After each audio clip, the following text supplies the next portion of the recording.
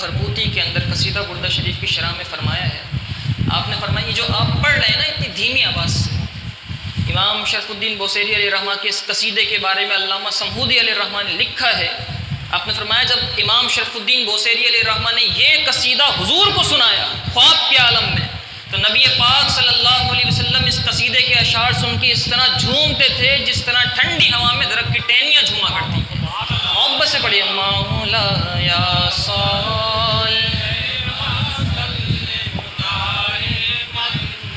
آبادن علی حبیب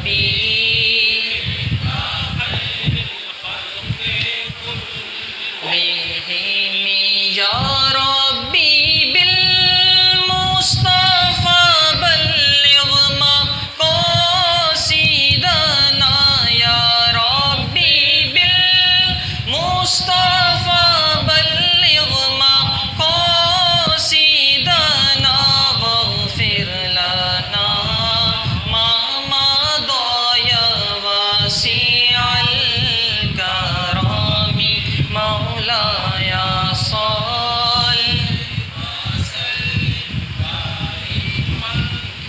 أبدا على حبيب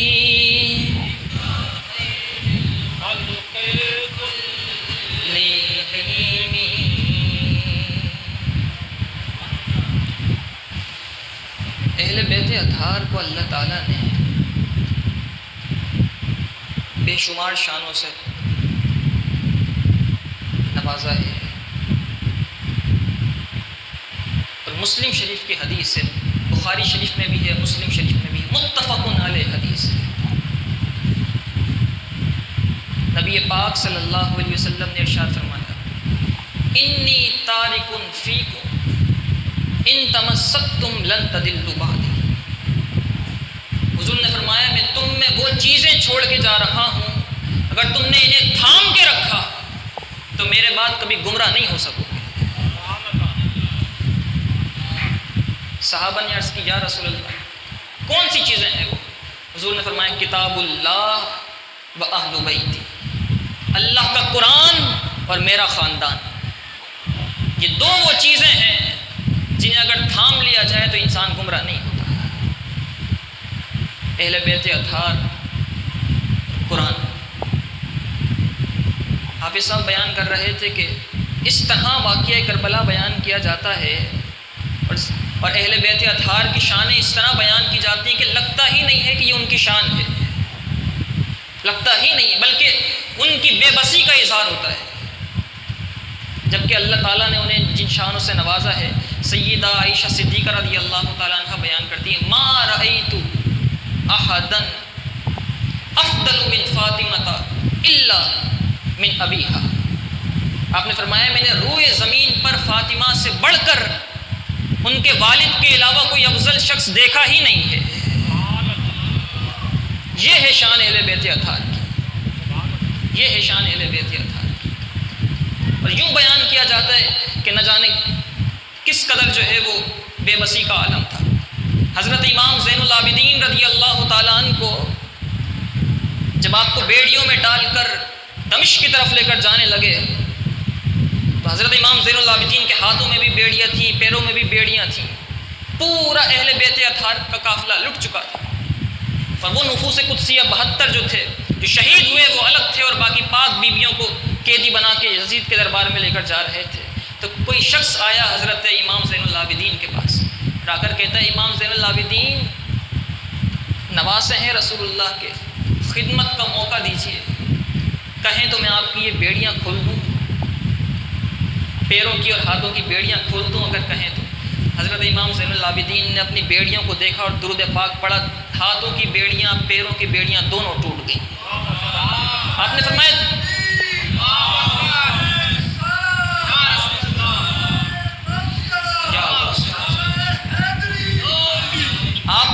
تم کون ہوتے ہو ہماری بیڑیاں کھولنے والے؟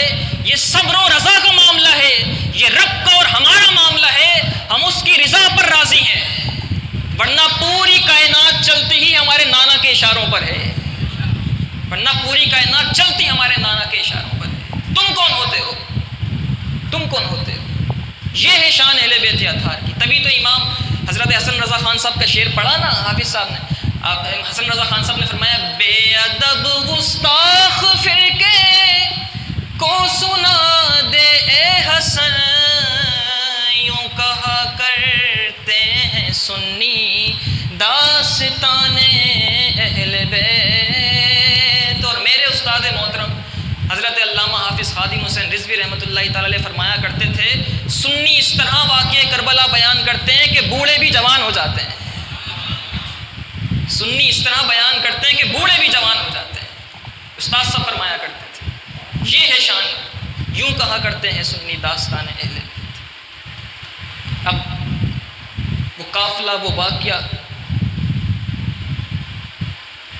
حضرت امیر معاویہ رضی اللہ تعالیٰ عنہ کا وصال ہوا، آپ حضرت امام حسن مجتبیٰ کے بعد تخت خلافت پر آئے، اور حضرت امیر معاویہ کے بارے میں ایک بات یہاں بتاتا چلوں کہ لوگوں کے ذہنوں میں ایک خلیفشار پیدا کرنے کی کوشش کی جاتی ہے۔ ہمارے سنی لوگ بھی حضرت امیر معاویہ کا نام ادب سے لیتے نہیں ہیں، اگرچہ گستاخی نہیں کرتے، کچھ اور نہیں کہتے، پھر بھی بس معاویہ معاویہ یا امیر معاویہ، ادب سے نام نہیں لیتے۔ اس کی وجہ یہ ہے کہ ان کے ذہنوں میں ڈالا اس طرح گیا ہے کہ نہ جانے کیا تھا۔ حضرت امیر معاویہ کی شان یہ ہے جو علامہ سیوطی علیہ رحمہ نے فرمایا، آپ نے فرمایا وَمَن يَكُونُ يَطْعُنُ فِي مُعَاوِيَةَ فَإِنَّهُ كَلْبٌ مِّن كِلَابِ الْحَاوِيَةِ۔ آپ نے فرمایا جو حضرت امیر معاویہ کو گالی دیتا ہے وہ جہنم کے کتوں میں سے ایک کتا ہے۔ حضرت عمر بن عبدالعزیز سے پوچھا کسی نے پوچھا حضرت عمر بن عبدالعزیز سے کہ یہ بتائیے عمر بن عبدالعزیز افضل ہے یا امیر معاویہ زیادہ افضل ہے؟ تو حضرت عمر بن عبدالعزیز کہتے ہیں کیا سوال کرتے ہو کہ عمر بن عبدالعزیز افضل ہے یا امیر معاویہ افضل ہے، کیا سوال کرتے ہو؟ ارے حضور کی معیت میں، حضور کے ساتھ جب گھوڑے پر سوار ہو کر حضور کی رفاقت میں امیر معاویہ جنگوں میں جایا کرتے تھے، پھر ان کے گھوڑے سے، ان کی ٹانپوں سے جو دھول اور غبار اڑا کرتی تھی اور حضرت امیر معاویہ کی گھوڑے کی ناک میں جاتی تھی، پھر اس ناک میں غبار سے جو رطوبت بنتی تھی، امیر معاویہ کی گھوڑے کی رطوبت بھی عمر بن عبدالعزیز سے بہتر ہے۔ یہ شان ہے حضرت امیر معاویہ رضی اللہ تعالیٰ، یہ مقام ہے حضرت، یہ صحابہ کرام کا مقام ہے جو ایک نظر دیکھ لے حضور کے چہرے کو وہ تمام ولیوں سے اوپر چلا جاتا ہے۔ یہ زیارت رسول کا فیض ہے، اور لوگ نہ جانے کیسی باتیں کرتے ہیں۔ حضرت امیر معاویہ کا وصال، حضرت امیر معاویہ کے وصال کے بعد آپ کا بیٹا یزید تخت پر آیا۔ اسلام میں موروثی سیاست نہیں ہے،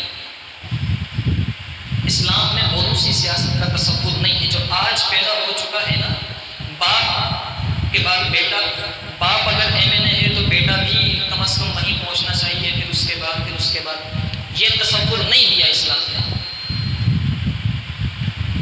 اسی لیے سیدنا صدیق اکبر کے بعد ان کے بیٹے خلیفہ نہیں بنے تھے بلکہ عمر فاروق بنے تھے۔ حضرت عمر کے بعد عبداللہ ابن عمر نہیں بنے تھے، حضرت عثمان بنے تھے۔ حضرت عثمان کے بعد ان کے بیٹے نہیں بنے تھے، مولا علی بنے تھے، اور پھر مولا علی کے بعد امام حسن سے بڑھ کر کوئی شان والا تھا ہی نہیں، تو پھر امام حسن مجتبیٰ بنے تھے، اور حضرت امام حسن کے بعد حضرت امیر معاویہ بنے۔ حضرت امیر معاویہ کے وصال کے بعد یزید نے اپنی بیعت لینے کے لیے، خلافت کا اعلان کرنے کے لیے کوفہ میں سب سے بیعت لینا شروع کی کہ میں خلیفہ بن چکا ہوں اپنے والد کے بعد، اب خلیفہ بن چکا ہوں، اب مجھے خلیفہ تسلیم کرو، میری بیعت لی۔ پہلے بیعت ہوا کرتی تھی کہ ہم تمہیں خلیفہ مانتے ہیں، جس طرح آج پیروں اور مریدوں کی بیعت ہوتی ہے، یہ بیعت اس زمانے کی سمجھے یہ ووٹنگ ہوا کرتی تھی۔ یزید نے بیعت لینا شروع کی، اور بیعت لینے کے بعد مدینہ منورہ میں ایک حکم بھجوایا، کہا کہ میں خلیفہ بن چکا ہوں، مدینہ کے سب لوگوں سے بیعت لینی شروع کی جائے، لیکن سب سے پہلے امام حسین سے بیعت لینا، اور حضرت عبداللہ ابن عمر سے بیعت لینا، اور عبداللہ ابن زبیر سے بیعت لینا۔ ان تینوں سے سب سے پہلے بیعت لی جائے، اور اگر یہ بیعت سے انکار کریں تو انہیں قتل کر دیا جائے، یزید ابتدا سے ہی شقی تھا، شقاوت اور بدبختی اس کی قسمت میں تھی، بلکہ جو صاحب ارباب بصیرت صحابہ کرام جو تھے وہ یزید کی حکومت کے آنے سے پہلے ہی دنیا سے چلے جانے کی دعا کیا کرتے تھے۔ حضرت ابو ہریرہ دعائیں مانگا کرتے تھے کہ یا اللہ مجھے 60ویں صدی سے بچا، مجھے چھوکروں کی اور لڑکوں کی اور نوجوانوں کی حکومت سے مجھے بچا۔ سن 59 میں آپ کا وصال ہو گیا اور سن 60 میں یزید کی حکومت آئی۔ ارباب بصیرت صحابہ یزید کی حکومت سے اور اس کے دور سے ویسے ہی پناہیں مانگا کرتے تھے۔ آپ کو آواز سمجھ میں آ رہی ہے یا اس کا ایکو بہت زیادہ ہے؟ آواز سمجھ میں آ رہی ہے یا ایکو اس کا زیادہ ہے؟ اگر مجھے تو یوں محسوس ہو رہا ہے کہ اس کا ایکو اتنا ہے کہ آواز سمجھ میں نہیں آ رہی۔ صحیح ہے، پناہ مانگا کرتے تھے۔ یزید نے مدینہ منورہ حکم بھجوا دیا۔ مدینے کے گورنر تھے ولید بن عقبہ۔ گورنر کے پاس یزید کا حکم نامہ آیا کہ امام حسین حضرت عبداللہ ابن عمر اور عبداللہ ابن زبیر سے سب سے پہلے خلافت کی بیعت لی جائے اور پھر سارے اہل مدینہ سے بیعت لی جائے۔ جب اس نے یہ حکم نامہ پڑھا تو پریشان ہو گیا، امام حسین سے بیعت کیسے لی جا سکتی؟ یزید تو اس قابل ہے ہی نہیں اور امام حسین اس کی بیعت کریں گے نہیں، کیسے بیعت لی جائے؟ تو اس نے مشورہ کرنے کے لیے مروان بن حکم کو بلایا۔ مروان بن حکم وہ شخص ہے کہ جب یہ پیدا ہوا تھا تو مروان بن حکم نے اپنے بیٹے مروان کو حضور کی گود میں لا کر دیا تھا اور کہا تھا یا رسول اللہ اس کی تحنیک کر دیجئے، اسے گھٹی پلا دیجئے۔ تو نبی پاک صلی اللہ علیہ وسلم نے مروان کو دیکھ کے کہا تھا ھذا الوضع ابن الوضع، یہ گرگٹ ہے اور گرگٹ کا بیٹا ہے، یہ گرگٹ ہے اور گرگٹ کا بیٹا ہے۔ اور حکم کو حضور نبی پاک صلی اللہ علیہ وسلم نے مدینے سے جلا وطن فرما دیا تھا۔ ولید بن عقبہ نے امام حسین کے معاملے میں بیعت لینے کے لیے مروان کو بطور مشیر بلایا، مشورہ کرنے کے لیے بلایا۔ مروان نے آ کے مشورہ دیا کہ اس بارے میں مشورہ کرنے کی کیا ضرورت، جو یزید نے حکم دیا ہے بیعت لینے کا بیعت لے لیجئے، بیعت سے انکار کریں امام حسین تو قتل کر دیجئے گا۔ ولید یہ مشورہ دے کر چلا گیا، مروان یہ مشورہ دے کے ولید کو چلا گیا۔ اب ولید نے امام حسین کو بلایا اور حضرت امام حسین کو بلا کر اس نے وہ حکم نامہ دکھایا، کہا کہ یہ دیکھیے امام حسین، یزید نے خلافت کا اعلان کر دیا ہے اور سب سے بیعت لے رہا ہے، آپ کے لیے بھی حکم آیا ہے کہ امام حسین سے بیعت لی جائے میری خلافت کی، تو آپ بھی یزید کی خلافت تسلیم کیجیے۔ تو حضرت امام حسین نے فرمایا میں چھپ کر بیعت نہیں لے سکتا، میں کمروں میں، قلعوں میں، دفتروں میں چھپ کر بیعت نہیں لے سکتا۔ اگر یزید کی بیعت لینی ہے تو باہر چلو، کھلے میں چلو، اعلان عام کرو کہ یزید کی بیعت کا اعلان ہو رہا ہے، اس اعلان عام کو سن کر اگر میں سمجھوں گا تو پھر میں بھی بیعت کروں گا، لیکن چھپ کر میں بیعت نہیں کر سکتا۔ ولید نے کہا اچھا تو ابھی آپ چلے جائیے۔ امام حسین باہر تشریف لائے،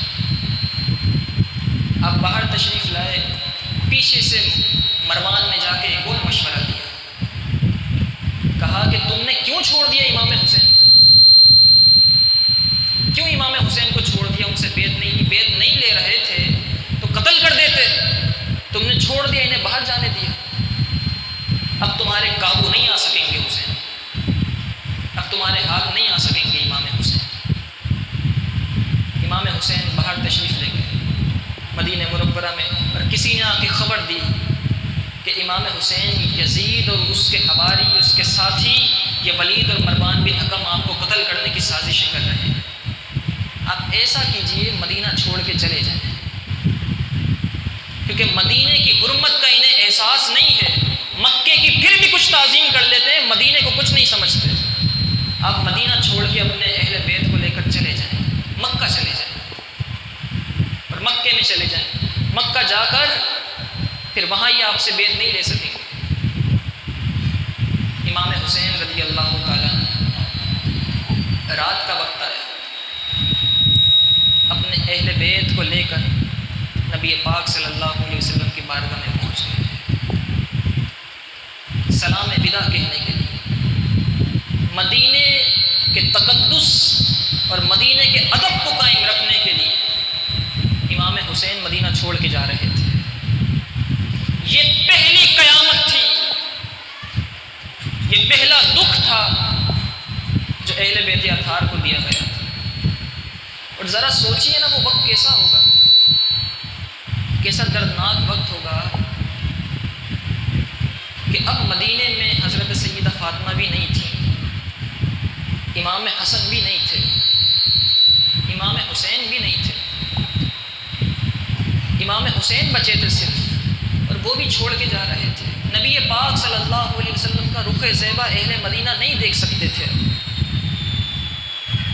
امام حسین کو دیکھ کر اپنی آنکھیں ٹھنڈی کیا کرتے تھے، اور امام حسین مدینہ چھوڑ کے جا رہے تھے۔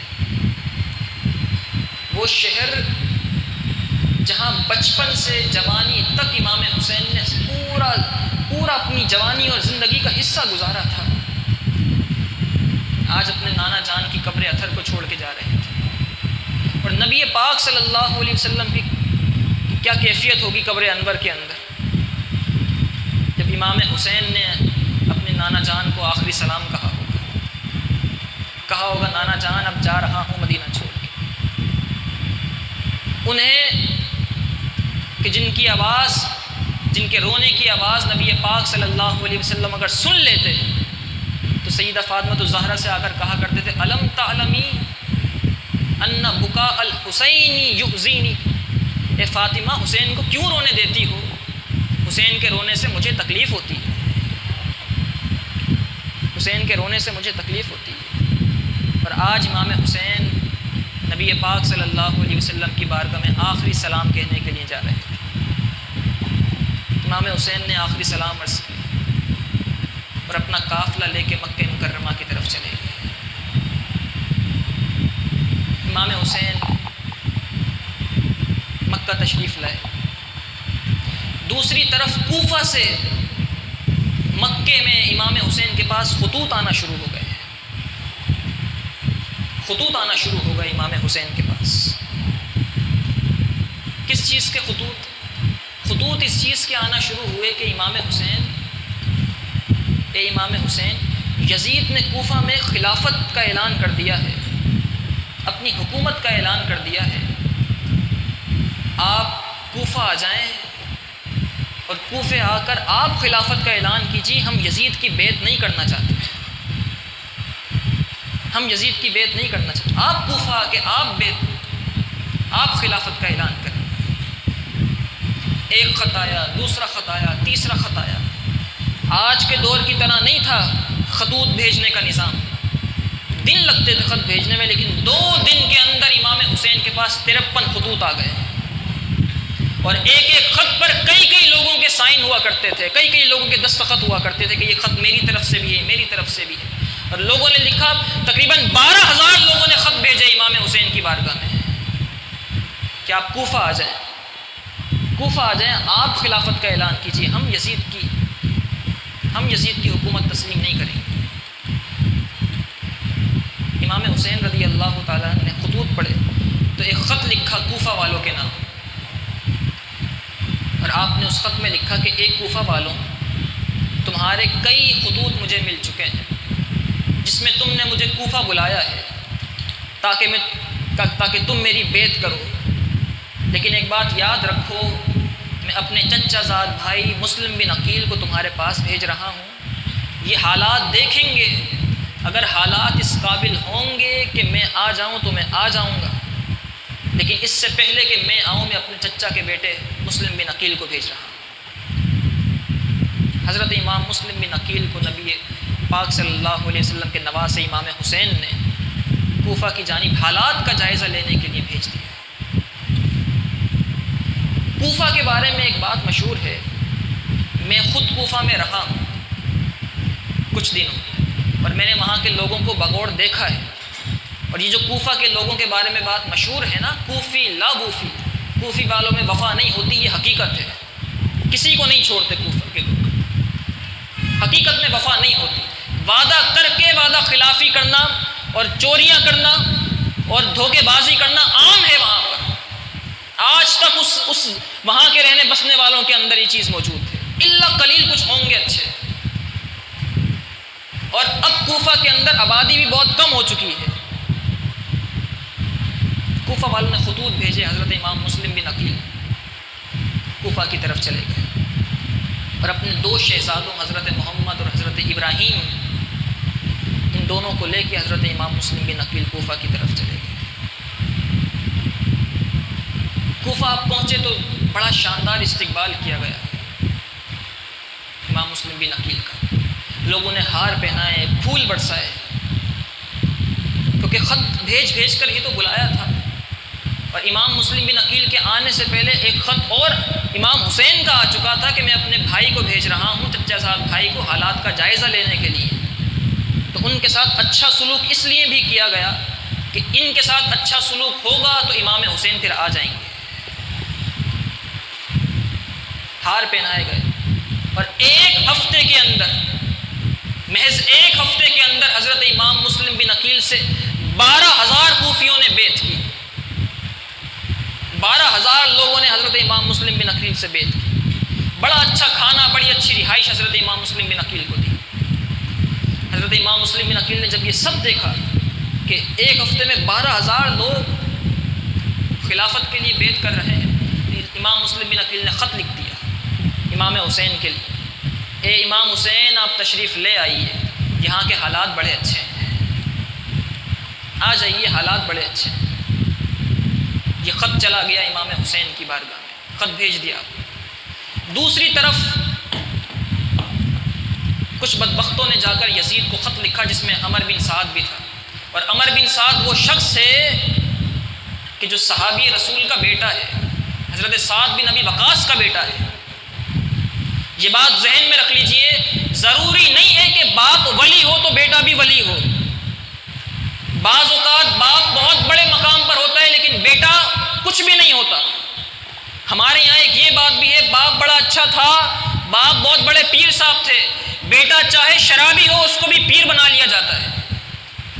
لیکن ایسی حقیقت نہیں ہے. عمر بن سعد کو دیکھ لیجئے، حضرت عمر بن سعد کو اگر پھر سمجھ میں نہ آئے تو امیر معاویہ، حضرت امیر معاویہ اور یزید کو دیکھ لیجئے، صحابی رسول کا بیٹا تھا. اگر یہ بھی سمجھ میں نہ آئے تو حضرت نوح علیہ السلام اور ان کے بیٹے کو دیکھ لیجئے. حضرت نوح علیہ السلام نبی تھے اور آپ کا بیٹا کافر تھا، اس سیلاب کے اندر غرق ہو گیا جو پوری دنیا میں آیا تھا، سیلاب نوح. تو ضروری نہیں ہے کہ باپ ولی ہو تو بیٹے کے اندر بھی وہ سب چیزیں آ جائیں. عمر بن سعد نے یزید کو خط لکھا، اے یزید تم کس خواب خرگوش میں سو رہے ہو؟ امام مسلم بن عقیل کوفہ آ چکے ہیں اور کوفہ آنے کے بعد انہوں نے بیعت لینا شروع کر دی ہے. اگر تم نے کوفہ کا گورنر کسی مضبوط آدمی کو بنا کر نہ بھیجا تو کچھ دنوں کے بعد پورا کوفہ تمہارے ہاتھ سے نکل جائے گا. کسی طاقتور شخص کو کوفہ کا گورنر بنا کے بھیجو جو حالات کو، معاملات کو کنٹرول کر سکے. یزید نے خط پڑھا اور خط دیکھتے ہی عبید اللہ ابن زیاد کو، جسے ابن زیاد کہا جاتا ہے، ابن زیاد کو کہا تم جاؤ اور کوفہ کی گورنری کا عہدہ سنبھال لو اور دیکھو وہاں پہ کیا ہو رہا ہے. امام مسلم بن عقیل موجود ہیں، انہیں پکڑ لو. اس سے پہلے کہ ان کی خلافت مزید لوگ تسلیم کریں امام حسین کی، تم انہیں پکڑ کے قید میں ڈال دو. حضرت امام مسلم بن عقیل کوفہ میں ہی موجود تھے. ابن زیاد کو اب کوفہ میں داخل ہونا تھا. داخل کیسے ہوتا کوفہ کے اندر؟ اس نے یہ سوچا کہ کیوں نہ یوں کیا جائے کہ لوگ تو ویسے ہی امام حسین کے آنے کا بھی انتظار کر رہے ہیں، خط جا چکا ہے کہ آپ آ جائیے. تو اب راستے میں لوگ بیٹھتے ہیں کہ امام حسین کا انتظار کرتے ہیں کہ کب آئیں گے اور انہیں ہار پہنائیں گے، ان کا استقبال کریں گے. کیوں نہ میں امام حسین کا روپ دھار کے چلا جاؤں،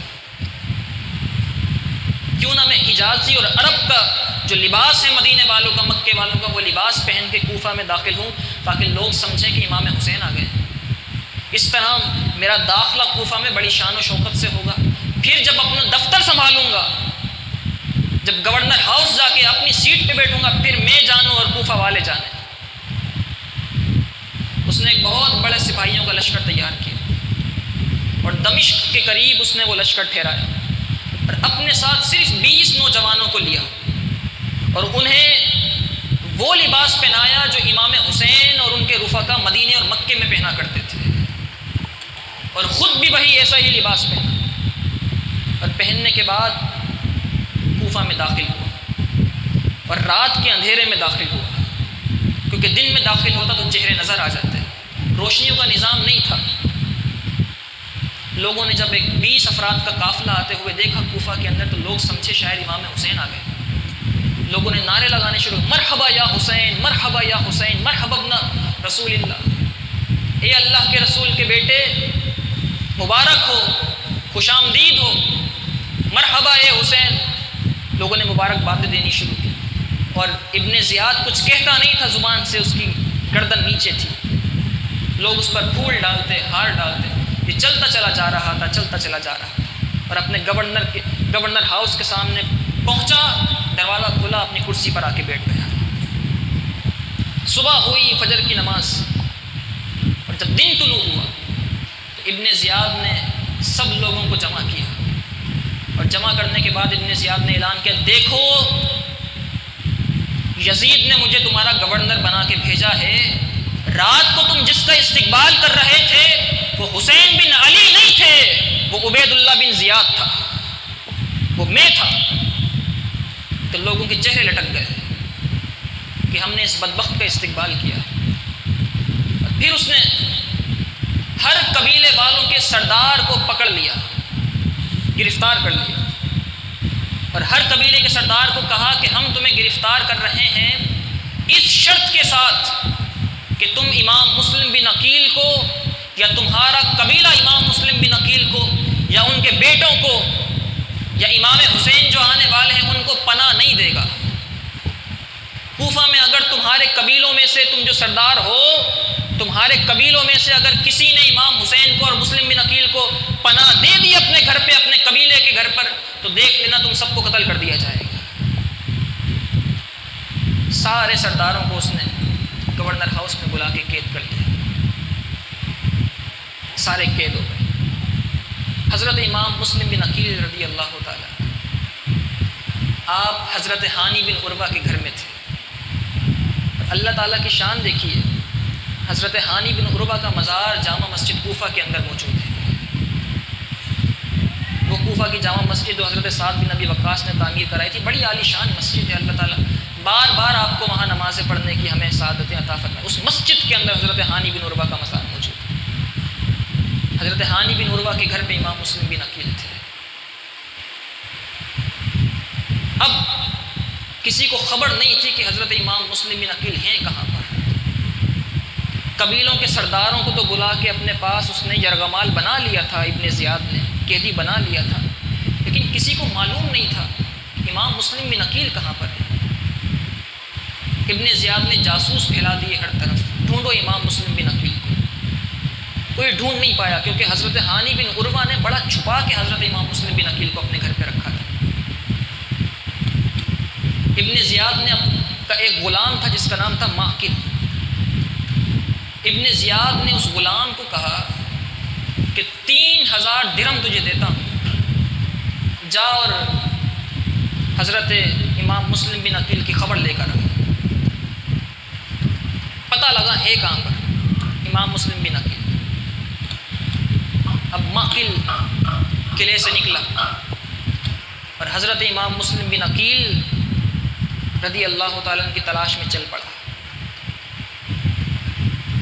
مسجد میں ایک بزرگ موجود تھے، مالک بن اوسجہ جن کا نام تھا. یہ وہ تھے جو اہل بیت اطہار سے بڑی محبت کیا کرتے تھے. انہیں معلوم تھا کہ حضرت امام مسلم بن عقیل ہانی بن عروہ کے گھر پر ہے. یہ ماقل ان کے پاس آیا اور ان کے پاس آ کر کہنے لگا کہ میرا نام ماقل ہے، ملک شام سے آیا ہوں اور اہل بیت اطہار کا بڑا چاہنے والا ہوں. یہ 3000 درہم میرے پاس ہیں، میں چاہتا ہوں کہ مجھے امام مسلم بن عقیل کا پتہ چل جائے تاکہ میں یہ 3000 درہم ان کی بارگاہ میں پیش کر دوں۔ تو اگر آپ کو معلوم ہے کہ امام مسلم بن عقیل کہاں ہیں تو ذرا مجھے بتائیں تاکہ میں امام مسلم بن عقیل سے مل کر انہیں یہ نذرانہ پیش کر سکوں۔ تو وہ کہتے ہیں کہ تجھے کس نے بتایا کہ مجھے معلوم ہے امام مسلم بن عقیل کہاں ہے؟ تو معقل کہتا ہے کہ مجھے بتایا کسی نے نہیں ہے، لیکن آپ کے چہرے پر جو نور ہے وہ بتا رہا ہے کہ آپ کو خبر ہوگی امام مسلم بن عقیل کہاں ہے۔ یعنی اہل بیت اطہار کی خبر جسے ہوتی ہے رب اس کے چہرے میں بھی نور ڈال دیتا ہے۔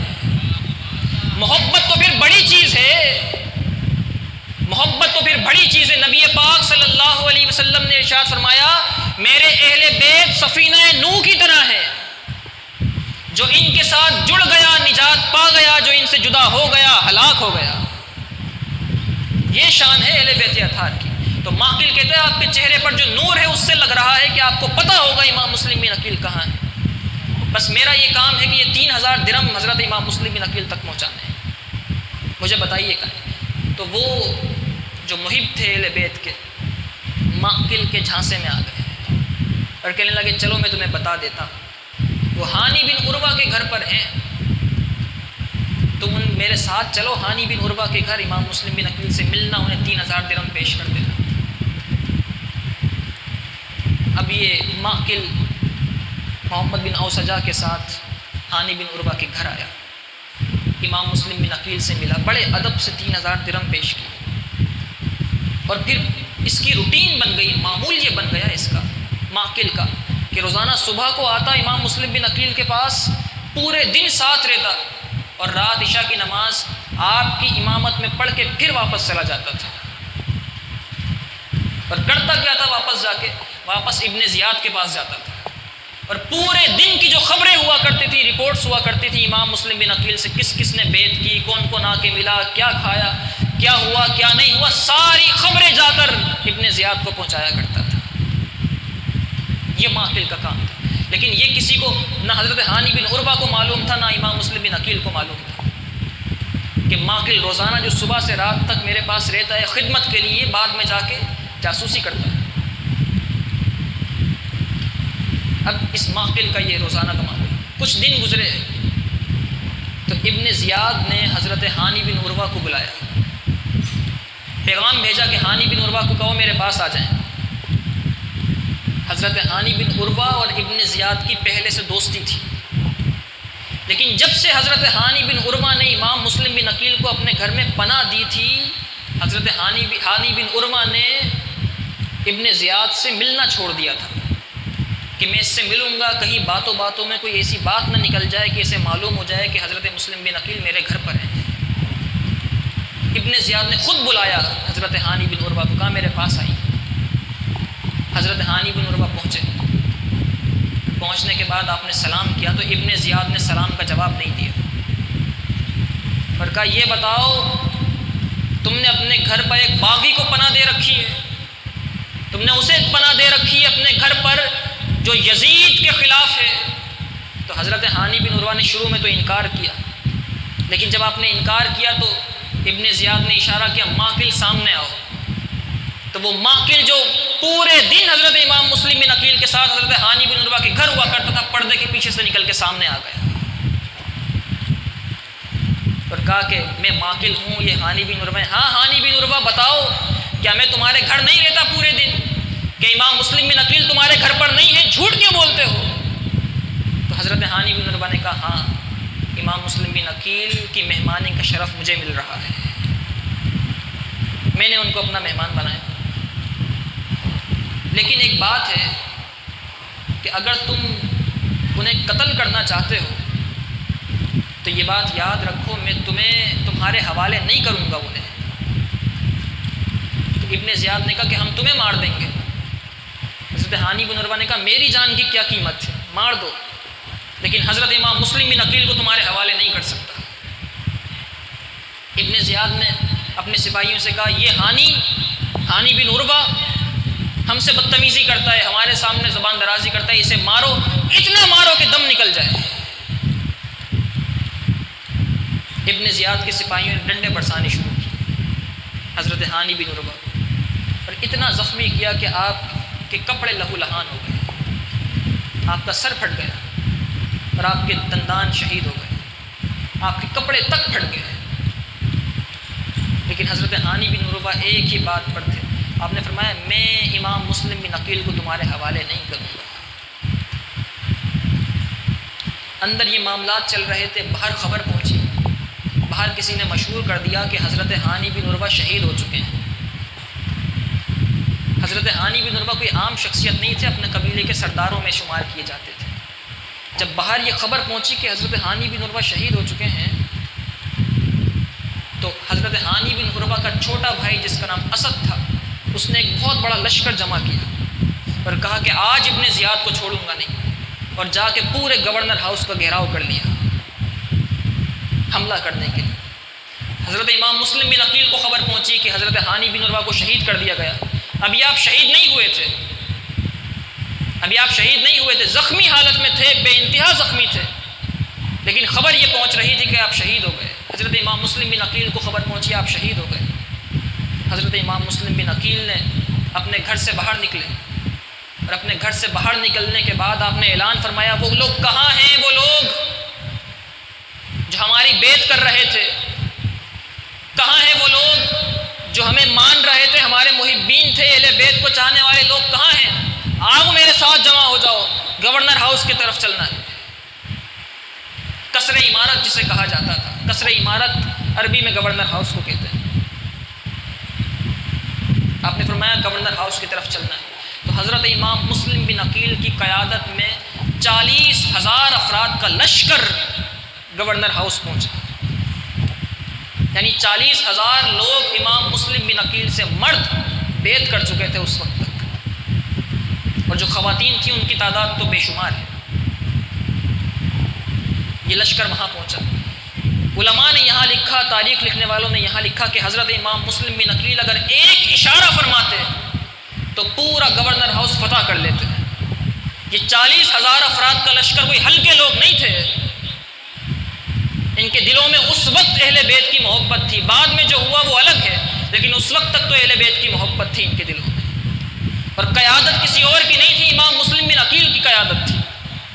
آپ چاہتے تو 1 منٹ میں صرف ابن زیاد کا قلعہ ہی فتح نہیں کرتے، بلکہ تھوڑا آگے جاتے تو یزید کو بھی تخت سے اتار سکتے تھے، لیکن لالچ نہیں تھی، مقام اور مرتبے اور کرسی کی لالچ نہیں تھی۔ اس لیے آپ نے فرمایا کہ ہو سکے تو صلح سے، بات چیت سے اس معاملے کو حل کیا جائے۔ یزید کو پیغام، ابن زیاد کو پیغام پہنچایا، ابن زیاد کے پاس پیغام پہنچا کہ امام مسلم بن عقیل 40,000 لوگوں کا لشکر لے کر باہر کھڑے ہیں اور چاہتے ہیں کہ بات چیت سے معاملہ حل ہو جائے۔ ابن زیاد نے کہا اچھا 40,000 افراد کا لشکر ہے، ذرا ان قیدیوں کو تو لے کر آؤ جو قیدی ہم نے پہلے پکڑے تھے، قبیلوں کے سردار۔ ابن زیاد کے سامنے وہ سارے قیدی کھڑے کیے گئے اور ابن زیاد نے ان سب سے کہا تم سب کے قبیلے والے امام مسلم بن عقیل کی قیادت میں گورنر ہاؤس کے باہر کھڑے ہیں، ہم تم سب کو چھتوں سے نیچے پھینک دیں گے، چھتوں پر چڑھو اور چھتوں پہ چڑھنے کے بعد یہ اعلان کرو کہ جس کے قبیلے کا جو شخص ہے وہ امام مسلم بن عقیل کو چھوڑ کے چلا جائے، ورنہ تمہیں بھی مار دیں گے، اور جو امام مسلم بن عقیل کے ساتھ کھڑا ہے اس کے بیوی بچوں کو بھی مار دیا جائے گا۔ سازش کی اس نے ڈرانے اور دھمکانے کے لیے۔ اب یہ قبیلے کے سردار کھڑے ہو گئے گورنر ہاؤس کی چھت پہ، اور ایک ایک قبیلے کا سردار پکار کے کہا کرتا تھا میں فلاں بن فلاں قبیلے کا سردار ہوں، میرے قبیلے کے جتنے لوگ یہاں موجود ہیں سن لیں، اگر انہیں میری جان پیاری ہے اور میرے بیوی بچوں کی جان پیاری ہے اور انہیں اپنے بیوی بچوں کی جان پیاری ہے تو فوراً امام مسلم بن عقیل کو چھوڑ کے یہاں سے اپنے گھروں کو چلے جائیں۔ ہر قبیلے کا سردار کھڑا ہوتا اور اس طرح اعلان کرتا۔ یزید کی یہ چالاکی کام آ گئی، اور کوفہ والے جن میں وفا ویسے ہی نہیں ہوتی حضرت امام مسلم بن عقیل کو چھوڑ کے جانے لگے۔ جب صبح کو آئے تھے تو کتنے افراد تھے؟ 40,000 افراد تھے۔ مغرب کی نماز کا وقت ہوا تو صرف 500 افراد موجود تھے، صرف امام مسلم بن عقیل کے ساتھ 500 لوگ موجود تھے۔ آپ نے فرمایا اذان دی جائے، اذان ہوئی، فرمایا اقامت پڑھو، اقامت پڑھی گئی، اور اقامت کے بعد آپ مصلی پر کھڑے ہوئے، نماز پڑھائی۔ جب آپ نے اللہ اکبر کہا تھا مغرب کی نماز کے لیے تو پیچھے 500 افراد تھے صفوں میں موجود، سلام پھیرا تو ایک بھی نہیں تھا۔ اس 3 رکعتوں کے اندر سب جا چکے تھے۔ تو 40,000 افراد جو بیت صبح کو لے کر کھڑے تھے، مغرب تک ایک بھی موجود نہیں تھا۔ حضرت امام مسلم بن عقیل آپ دیدہ ہو گئے، کیونکہ اپنی جان کی فکر نہیں تھی، آپ خط روانہ کر چکے تھے کہ امام حسین آ جائیے، یہاں حالات بڑے اچھے ہیں۔ اور یہاں حالات یہ تھے کہ صبح 40,000 تھے، مغرب کی اللہ اکبر میں 500 تھے، اور السلام علیکم ورحمۃ اللہ کے اندر ایک بھی نہیں تھا۔ حضرت امام مسلم بن عقیل آپ کوفے کی گلیوں میں چلے، کوفے کی گلیوں میں چلنے لگے تو لوگوں نے اپنے گھروں کے دروازے بند کر دیے تھے کہ کہیں امام مسلم بن عقیل دروازہ کھٹکھٹا کے یہ نہ کہہ دیں کہ مجھے گھر میں امان دے دو، مجھے روٹی دے دو، مجھے پانی دے دو، مجھے گھر میں یہ رات بسر کرنے دے دو۔ سب نے اپنے گھروں کے دروازے بند کر دیے تھے۔ آپ گھومتے رہے کوفہ کی گلیوں کے اندر، کوئی دروازہ نہیں کھلا تھا کہ دور سے ایک دروازہ کھلا ہوا نظر آیا، جس کے دروازے پر ایک عورت بیٹھی ہوئی تھی جس کا نام تھا توعہ۔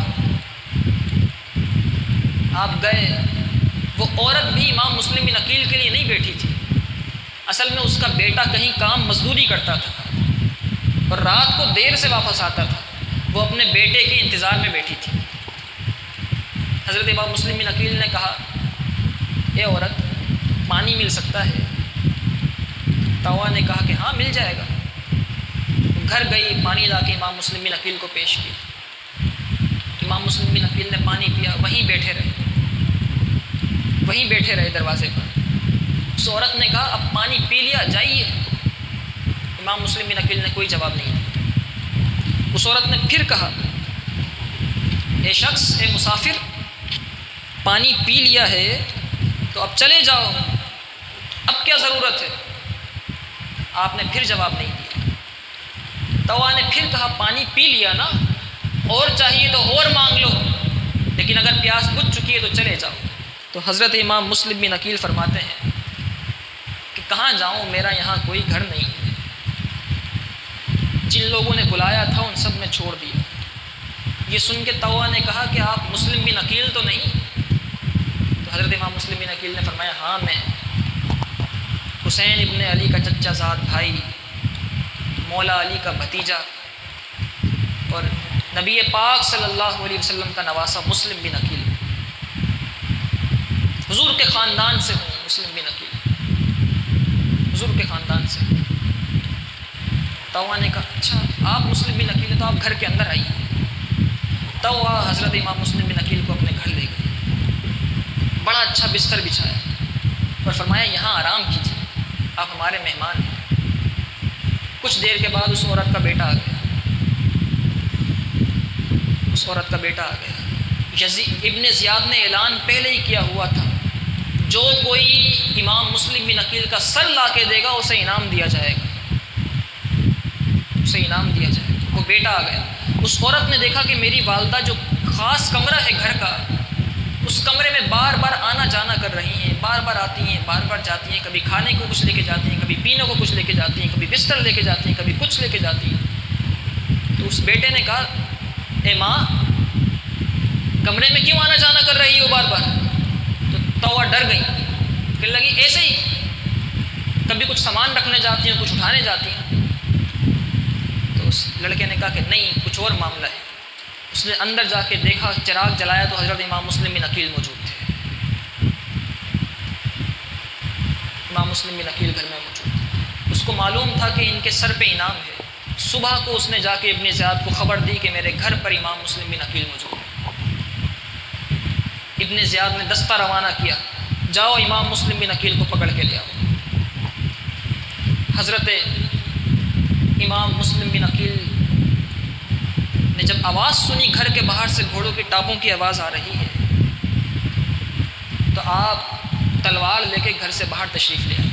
آپ سمجھ گئے کہ ابن زیاد نے قافلہ بھیجا ہوگا مجھے پکڑنے کے لیے۔ گھر سے باہر تشریف لائے، یزیدی قافلہ کھڑا تھا امام مسلم بن عقیل کو پکڑنے کے لیے۔ ایک شخص آیا، اس نے حملہ کیا، امام مسلم بن عقیل نے اسے قتل کر دیا۔ دوسرا آیا، تیسرا آیا، پھر سب نے ایک ساتھ حملہ کیا۔ امام مسلم بن عقیل پھر بھی ان سے مقابلہ کرتے رہے، کسی میں ہمت نہیں تھی کہ امام مسلم بن عقیل کا مقابلہ کر سکتا۔ پھر ان بزدلوں نے یہ سازش رچائی کہ عمارتوں کے اوپر کھڑے ہو گئے اور بلند عمارتوں سے امام مسلم بن عقیل پر پتھر پھینکنے لگے، پتھر پھینکنے لگے۔ ابن اشعث، جسے حضرت امام مسلم بن عقیل کے خلاف جو قافلہ آیا تھا اس کا سردار بنا کے ابن زیاد نے بھیجا تھا، ابن اشعث نے کہا کہ اے مسلم بن عقیل، ایک کام کیجئے اور سارے پتھر پھینکنے والوں کا رک جاؤ، رک جاؤ۔ ابن اشعث نے کہا کہ ایک کام کیجئے، میں آپ کو امان دیتا ہوں، ہم مقابلہ نہیں کرتے آپ کا، لیکن آپ ایک کام کیجئے، ہمارے ساتھ سوار ہو کے ابن زیاد کے پاس چلیں۔ آپ نے فرمایا مجھے تیری بات کا یقین نہیں ہے، جب کوفیوں میں اتنے سارے کوفی چھوڑ کے جا سکتے ہیں، تیری بات کا کیا اعتبار ہے؟ ایک شخص نے حملہ کیا تلوار کا، حضرت امام مسلم بن عقیل کا اوپر کا ہونٹ کٹ گیا، خون بہنا شروع ہو گیا، آگے کے دندان شہید ہو گئے، آپ کے سر مبارک پر چوٹ آئی، خون بہنا شروع ہو گیا۔ ابن اشعث نے کہا کہ میں کہتا ہوں کہ حملہ نہیں ہوگا آپ پر، ہم آپ کو امان دیتے ہیں، ہمارے ساتھ بس آپ چلیے ابن زیاد کے پاس۔ تو حضرت امام مسلم بن عقیل کہتے ہیں اگر تو کہتا ہے تو چل لیتے ہیں۔ حضرت امام مسلم بن عقیل سوار ہوئے گھوڑے کے اوپر، اور اس پورے قافلے میں ابن اشعث نے آپ کو امان دی تھی، ابن زیاد کے پاس ہی قافلہ چل پڑا۔ راستے میں ابن اشعث نے حضرت امام مسلم بن عقیل کی تلوار نکال لی۔ آپ کے پاس اب کوئی اسلحہ نہیں تھا۔ جب اس نے تلوار آپ کی نکالی تو حضرت امام مسلم بن عقیل نے فرمایا کہ اے ابن اشعث، وہ غداری جو تو کرے گا بعد میں، وہ تو بعد میں ہونی ہے، پہلی وعدہ خلافی تو ابھی کر چکا ہے،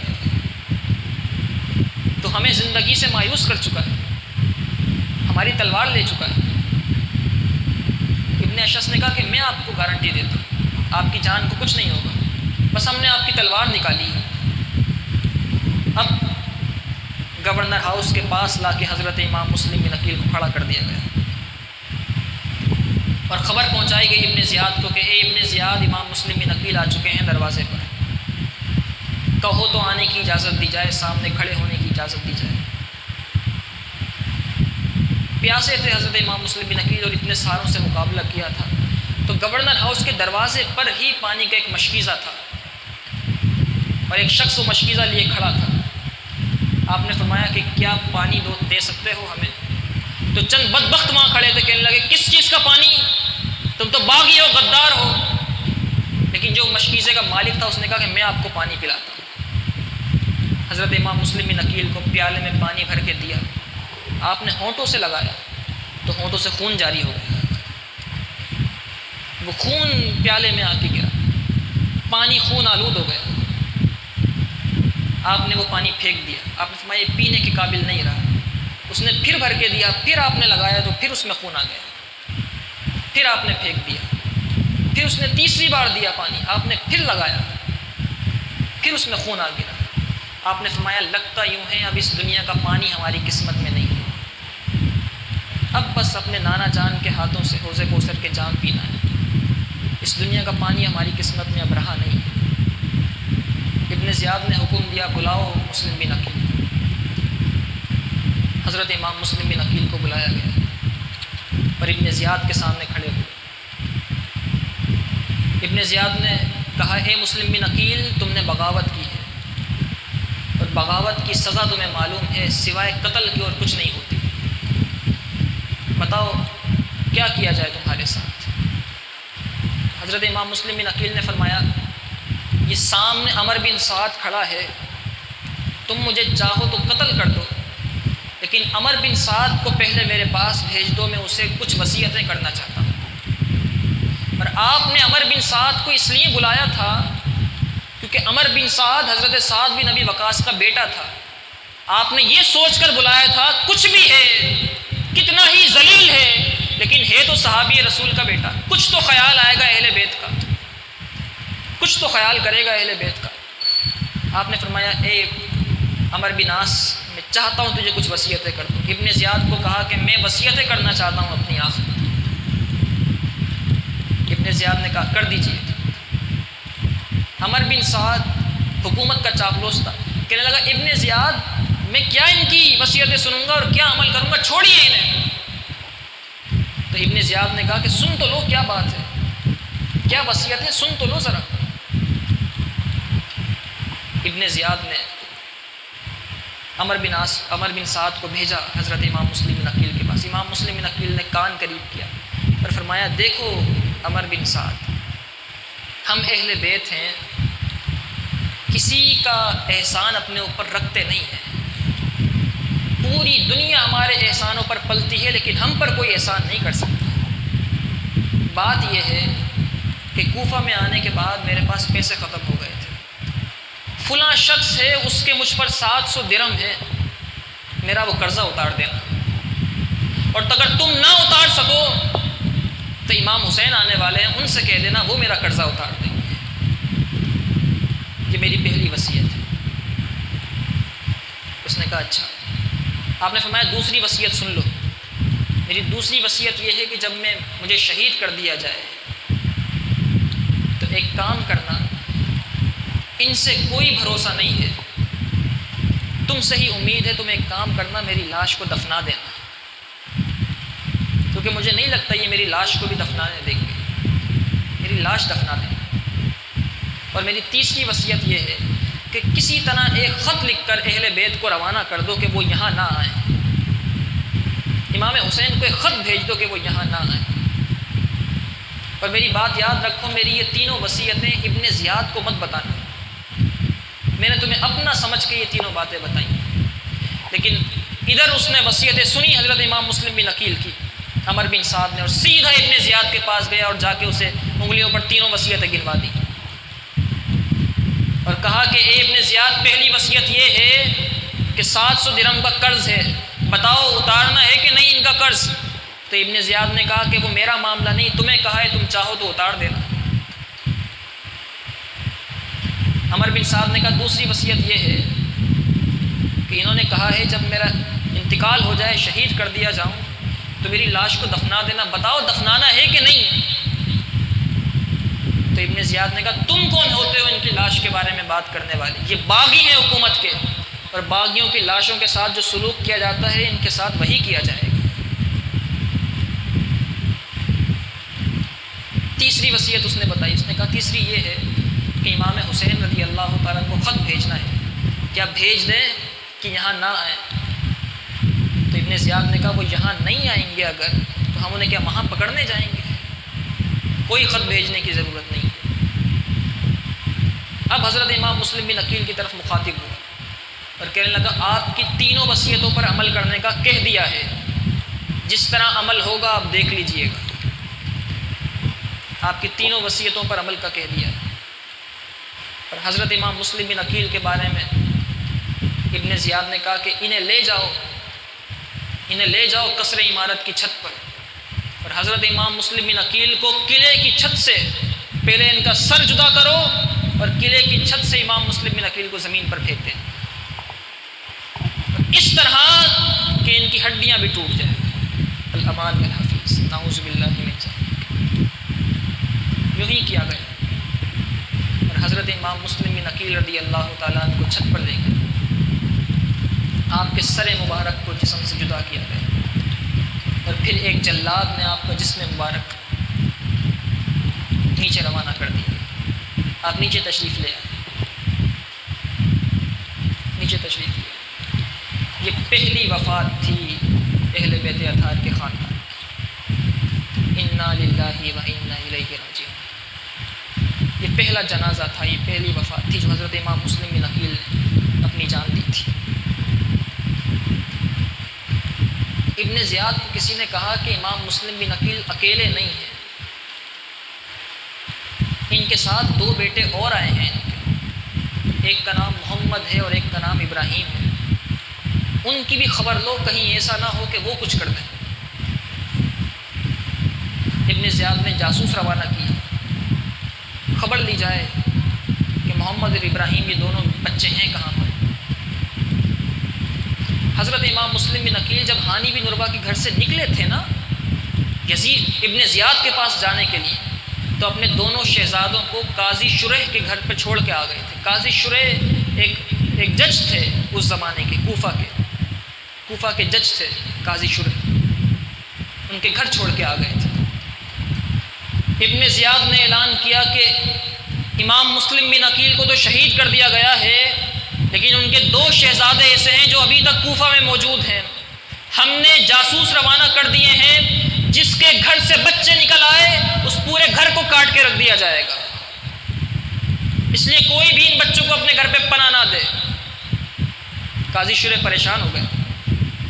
آپ نے اپنے بیٹے کو کہا، اسد کو، اسد اس بیٹے کا نام تھا، آپ نے فرمایا کہ اے اسد، میں نے سنا ہے کہ رات کو ایک قافلہ گزرے گا باب العراقین کے پاس سے۔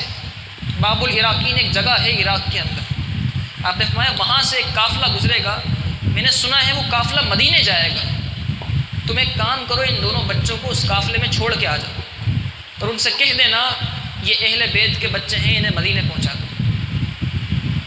اسد نے ان دونوں بچوں کو لیا اور باب العراقین پہ جب پہنچے تو دیکھا کہ وہ قافلہ جا چکا تھا، جس قافلے میں ان دونوں بچوں نے مدینے پہنچنا تھا وہ قافلہ جا چکا تھا۔ اب اسد نے دور سے دیکھا کہ دھول اٹھ رہی ہے ریگستان کے اندر اور کچھ گھوڑے تیزی سے دوڑتے ہوئے جا رہے ہیں، تو اسد نے کہا ان دونوں بچوں سے، وہ جو قافلہ جا رہا ہے لگتا ایسا ہے کہ یہی وہ قافلہ ہے جس کا بابا جان نے کہا تھا کہ یہ قافلہ مدینے جائے گا، تم ایک کام کرو، اس قافلے کے پیچھے پیچھے بھاگو، تم اس قافلے سے مل جانا، یہ قافلہ تمہیں مدینے پہنچا دے گا، لیکن کسی طرح کوفہ سے تو چلے جاؤ۔ اب حضرت محمد اور حضرت ابراہیم، علماء نے مختلف ان کی تاریخیں لکھی، ان کے سال لکھے، بعض نے کہا ایک 5 سال کے تھے، ایک 7 سال کے تھے۔ اور عراق کے اندر 7 مزارات ایسے ہیں جو سونے کے ہیں، ان میں سے ان 2 بچوں کے مزار بھی جو کہ سونے کے۔ یہ دونوں بچے دوڑے ان قافلوں کے پیچھے، لیکن وہ قافلہ گھوڑوں پر تھا، یہ بچوں کی رفتار اور گھوڑے کی رفتار مقابلہ نہیں کر سکتے۔ کچھ دیر کے بعد وہ دھول بھی نظر آنا ختم ہو گئی، تو بچے راستہ بھٹک گئے، رات ہو گئی، دونوں بچے ایک دوسرے کے گلے مل کے رونے لگے اور اپنی امی جان اور حضرت امام مسلم بن عقیل کو یاد کرنے لگے۔ کوئی نہیں تھا اس شہر کے اندر ان شہزادوں کا، ان نفوس قدسیہ کا، وہ شہزادے کہ اہل مدینہ جنہیں گھوڑوں پر سوار بھی اپنے ہاتھوں سے کیا کرتے تھے، آج انہیں پانی پلانے والا بھی کوئی نہیں تھا، پانی پلانے والا بھی کوئی نہیں تھا۔ گھومتے رہے، بالآخر ایک درخت کے پاس آ کے دونوں بیٹھ گئے۔ اس درخت کے پاس ایک کنواں تھا، ایک عورت کنویں کا پانی بھرنے کے لیے آئی تو اس نے دیکھا 2 خوبصورت بچے شہزادوں کی طرح اس کنویں کے پاس موجود ہیں، تو اس نے ان بچوں سے پوچھا، بچوں تم ہو کون؟ تو حضرت محمد اور حضرت ابراہیم دونوں نے کہا کہ ہم امام مسلم بن عقیل کے بیٹے ہیں، ہم ان کی اولادوں میں سے ہیں۔ تو اس عورت نے کہا اچھا تم ان کی اولاد ہو، چلو میرے ساتھ چلو، مجھے کچھ خدمت کا موقع دو۔ وہ اہل بیت سے محبت کرتی تھی، وہ باندی وہ عورت جو تھی وہ اہل بیت اطہار سے محبت کیا کرتی تھی۔ اس نے کہا کہ میرے ساتھ چلو، دونوں بچوں کو لے کر اپنے گھر آ گئی، اور اپنے گھر لانے کے بعد اس نے ان بچوں کو کھانا کھلایا، نہلایا، کنگھی کی، سر میں تیل لگایا۔ اس عورت کا جو شوہر تھا اس کا نام تھا حارث، اور وہ بڑا بدبخت اور شقی آدمی تھا، بڑا ہی بدبخت انسان تھا، اور اس نے بھی ابن زیاد کی وہ آفر سن رکھی تھی کہ جو ان دونوں بچوں کو لائے گا میرے پاس اسے انعام دیا جائے گا۔ وہ اپنے گھر پر آیا اور وہ صبح سے ڈھونڈ رہا تھا ان دونوں بچوں کو کہ کہیں سے یہ بچے ملیں، یہ 2 بچے ابن زیاد کو اور انعام حاصل کروں۔ وہ اپنے گھر آیا، رات ہو چکی تھی، گھر آ کے سو گیا۔ آدھی رات کو حضرت محمد اور حضرت ابراہیم نے خواب دیکھا۔ وہ خواب یہ دیکھا، پہلے حضرت محمد کی آنکھ کھلی اور ان کی آنکھوں میں آنسو آ گئے۔ انہوں نے اپنے بھائی ابراہیم کو اٹھایا، کہا اٹھو، مجھے لگتا ایسا ہے کہ اب ہم زیادہ دن دنیا کے مہمان نہیں ہیں، کل صبح ہمیں شہید کر دیا جائے گا، کیونکہ ابھی میں نے خواب دیکھا ہے کہ جنت میں مولا علی بھی ہیں، نانا جان نبی پاک صلی اللہ علیہ وسلم بھی ہیں، سیدہ طیبہ طاہرہ فاطمہ الزہرا بھی ہیں، اور بابا جان امام مسلم بن عقیل بھی ہیں، اور نبی پاک صلی اللہ علیہ وسلم حضرت امام مسلم بن عقیل بابا جان سے یہ کہہ رہے ہیں کہ اے مسلم، تم خود تو آ گئے اور ہمارے بچوں کو کوفہ میں چھوڑ کے آ گئے، ان بے رحموں کے ہاتھوں میں چھوڑ کے آ گئے، اب ان پر کتنا ظلم ہوگا۔ تو بابا جان نے کہا ہے نانا جان فکر نہ کریں، کل صبح وہ بھی آ جائیں گے، کل صبح وہ بھی آ جائیں گے، فکر نہ کریں۔ تو مجھے لگتا ہے ایسا ہے کہ کل صبح ہمیں شہید کر دیا جائے گا۔ حضرت محمد یہ خواب سنا کے رونے لگے تو حضرت ابراہیم نے کاندھے پہ ہاتھ رکھ کے کہا اے بھائی رو مت، میں نے بھی یہی خواب دیکھا ہے، میں نے بھی یہی خواب دیکھا ہے، اور کل صبح ہم نانا جان سے مل جائیں گے۔ دونوں یہ باتیں کرنے کے بعد ایک دوسرے سے گلے مل کر رونے لگے، اور ان کی آواز جب بلند ہوئی تو حارث کی آنکھ کھل گئی، اور اس نے اپنی بیوی سے کہا کہ گھر میں بچوں کے رونے کی آواز کیسی؟ تو اس عورت نے کہا کہ ہو سکتا ہے پڑوس کے گھر سے آتی ہو۔ اس نے کہا نہیں، پڑوس کے گھر سے بچوں کی آواز ایسی نہیں آ سکتی، یہ ہمارے گھر کے بچے ہیں، گھر میں بچے ہیں۔ کون ہیں یہ بچے؟ چراغ جلاؤ۔ چراغ جلا کے اس نے گھر میں دیکھا تو حضرت محمد اور حضرت ابراہیم گھر میں موجود تھے۔ اس نے ان بچوں کو پکڑا اور کہا کہ تم دونوں میرے گھر پر ہو اور صبح سے رات ہو گئی، میں تم دونوں کو تلاش کرنے میں گھومتا رہا، ادھر سے ادھر خوار ہوتا رہا، اور مجھے کیا خبر تھی تم میرے گھر میں ہی ہو۔ صبح ہوتے ہی میں تم دونوں کو ابن زیاد کے پاس لے جاؤں گا، صبح ہوتے ہی ابن زیاد کے پاس لے جاؤں گا۔ بچے دونوں رونے لگے، صبح کا انتظار ہونے لگا، صبح کا وقت آیا۔ حارث نے ان دونوں بچوں کو پکڑا، اور پکڑنے کے بعد نہر فرات کے کنارے لے گئے۔ نہر فرات عراق میں اب بھی موجود ہے، اور اب یہ نہر اتنی بڑی نہیں رہی، جیسا کہ میں نے دیکھا وہاں پہ اتنی بڑی نہیں رہی، اب بہت چھوٹی ہے، اور نہر فرات کا نام اب بدل کے نہر القمہ کر دیا گیا ہے۔ نہر القمہ اس کا نام ہو گیا ہے، نہر العلقمہ کے نام سے کہا جاتا ہے، اور روڈوں کے بیچ میں بھی چلتی ہے۔ یوں بھی ہے کہ دونوں طرف روڈ ہیں، بیچ سے چھوٹی نہر جا رہی ہے۔ نہر فرات پر ان دونوں بچوں کو لے گئے اور کہا کہ اب یہ بتاؤ پہلے کسے قتل کروں؟ تو حضرت ابراہیم نے کہا کہ میں چھوٹا ہوں نا، پہلے مجھے مار دو۔ حضرت محمد کہتے ہیں کہ ابراہیم کو مت مارنا، پہلے میں بڑا ہوں، چھوٹے کو تڑپتا ہوا نہیں دیکھ سکتا، پہلے مجھے مار دو۔ دونوں ایک دوسرے سے کہنے لگے کہ نہیں، پہلے مجھے شہید ہونا ہے، پہلے مجھے شہید ہونا ہے، پہلے مجھے شہید ہونا ہے۔ حارث نے کہا کہ یہ کیا آپس میں بحث کرتے ہو؟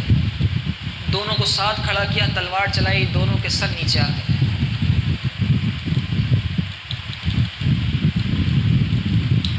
کہنے لگا کہ کیا بحث کرتے ہو؟ یہ بحث کرنے کا موضوع ہے۔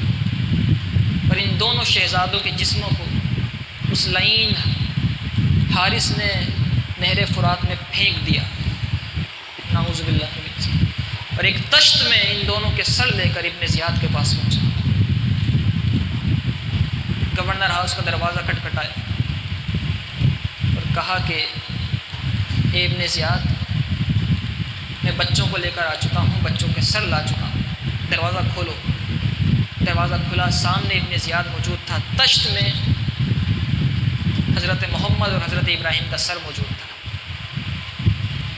سر موجود۔ ابن زیاد کے سامنے جا کے رکھا، اور حارث نے کہا ابن زیاد تم نے کہا تھا نا جو ان کے سر، جو ان بچوں کو لائے گا اسے انعام دیا جائے گا، دیکھو بچے لے آئے ہو۔ تو ابن زیاد نے کہا تمہیں کس نے کہا تھا کہ بچوں کو قتل کرو؟ میں نے تو یزید کو خط لکھ دیا ہے کہ امام مسلم بن عقیل کے بیٹے کوفہ میں موجود ہیں، میں نے گرفتار کرنے کے لیے جاسوس بھیج دیے ہیں، جیسے ہی گرفتار ہوں گے تمہارے پاس پہنچا دوں گا بچے دونوں۔ اور اگر اس نے خط کے جواب میں یہ کہہ دیا کہ ہاں زندہ بچے میرے پاس لے آؤ تو میں کیا کروں گا؟